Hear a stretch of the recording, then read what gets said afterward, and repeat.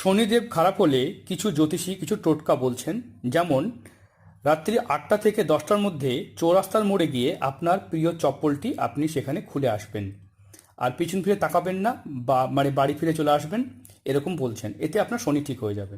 কথাটা কি সত্যি? দেখুন, এরকম কন্ডিশনে কি কি বিপদ আপনার হতে পারে। প্রথম কথা হচ্ছে, এই জুতোটা দেখা গেল যেখানে ফেলেছেন সেখানে কোনো এরকম ক্রাইম কিছু হলো, মানে কারোর কোনো মৃত্যু বা কোনো খারাপ ঘটনা ঘটলো, সেরকম কন্ডিশনে এরকম কুকুর এসে আপনার জুতোটা শুকতে শুকতে সে কিন্তু আপনার বাড়ি চলে আসবে।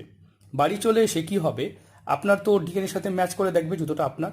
আপনি কিন্তু শনি তো খারাপ ছিল, এর সঙ্গে আরও কিছু গ্রহ খারাপ হয়ে গেল আপনার। এবং এই যে রাস্তায় তো অন্য জুতো পরে থাকে, এরকম ছেঁড়া জুতো পরে থাকে, এই জুতোটা আর ওইটা কি এক জুতো? নিশ্চয়ই তা নয়। তাই এরকম কন্ডিশনে কিন্তু আপনি বিনা কারণে বিভ্রান্তিতে পড়বেন, বিপদে পড়বেন। তাই এই ধরনের টোটকা কখনোই করবেন না। এই ধরনের টোটকা আপনাদেরকে ক্ষতি করতে পারে।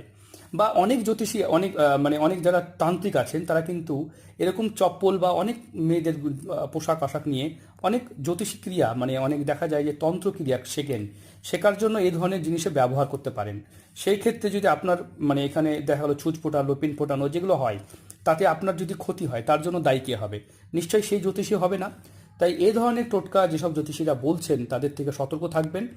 আর প্রশ্ন করবেন, বা জুতোতেই সেই জ্যোতিষীর ফোন নাম্বার, মোবাইল নাম্বার লিখে দেবেন যে সেই জ্যোতিষীর জন্য করেছেন, বা অথচ বা বা কেমন মানে এরকম কাজের জন্য প্রমাণ রাখবেন, না হলে পুলিশ তো কোনো কথা শুনবেন আপনার। তাই এই ধরনের প্রবলেমে কিন্তু বড় বিপদে পড়বেন। তাই শনি ঠিক করার জন্য এই ধরনের টোটকা করবেন না। হ্যাঁ, আমার লম্বা ভিডিও আছে, দেখুন, তাহলেই সম্পূর্ণ বিষয় গুছিয়ে বলা আছে, বুঝতে পারবেন। ভালো থাকবেন, সুস্থ থাকবেন।